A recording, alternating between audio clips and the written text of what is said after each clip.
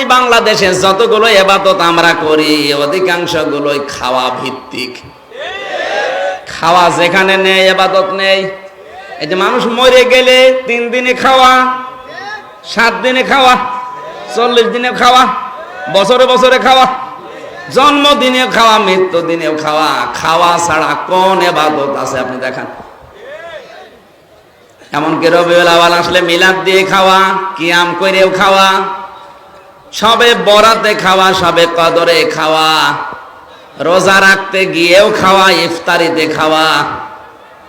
শুধুমাত্র ঈদুল আজহা, ঈদুল ফিতরে আগে খাওয়া না। কি আপনি আগে খেতে পারবেন না, আগে খাওয়াবেন, এরপরে খাবেন। ঈদুল আজহায় লক্ষ কোটি টাকা মুসলমানেরা বিশ্বে খরচ করে, কেউ কি আগে খায়? বলেন। এই গোশত জবাই করার পর আপনি গরিবকে আগে দেবেন, ও খাবে, ওর মুখে হাসি ফুটবে, ওই হাসি দেখে আপনি হাসবেন। মুসলমানের ইবাদত এরকম, আগে ত্যাগ, এরপরে ভোগ। ঈদুল ফিতরে আপনি 1 মাস রোজা রেখে আনন্দ করবেন না, আপনি আগে ওই টাকাগুলো গরিবকে দিয়ে দেন, সাদকা দেন, দান করেন, যাকাত দেন।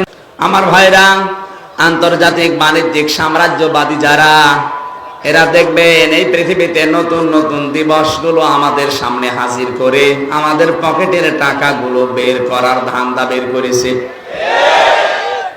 আপনি যত ইবাদত দেখবেন, যত অনুষ্ঠান দেখবেন, সবগুলোতে আগে ভোগ, এরপরে ত্যাগ। শুধুমাত্র ঈদুল আজহা, ঈদুল ফিতর, এই 2টা বাদ দিয়ে যত অনুষ্ঠান দুনিয়ায় মানুষ করে, শুধু খাবো, নেব।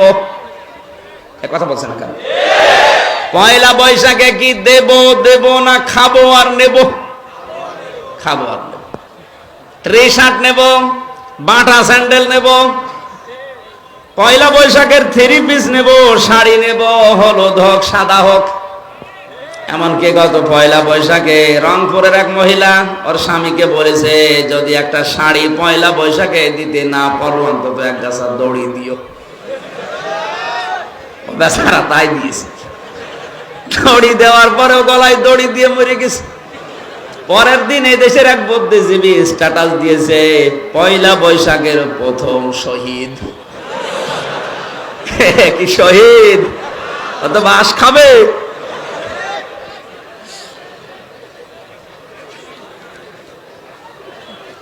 মুসলমানের যতগুলো ইবাদত, কোন জায়গায় কি আগে ভোগ?